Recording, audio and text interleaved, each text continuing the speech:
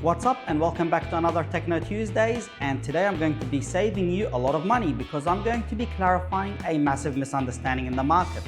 What is this misunderstanding? It is of course dry ice blasting.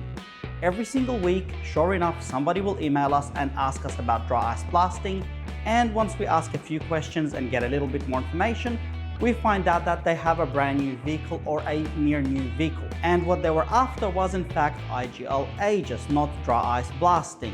This misunderstanding comes across because of many YouTube videos where IGL Aegis and dry ice blasting go hand in hand. If your vehicle is clean, and by clean I mean either brand new, very low kilometers, has never been off-road, or it might even be an old collectible that is not entirely dirty, it might not need dry ice blasting. You might be able to do the preparation by simply washing and going through the regular process of IGL Aegis preparation, as opposed to dry ice blasting, which should really be reserved for vehicles that are either older and have buildup of dirt, grime and grease, or otherwise come from the factory with some sort of wax coating that needs to be removed and cannot be removed with washing.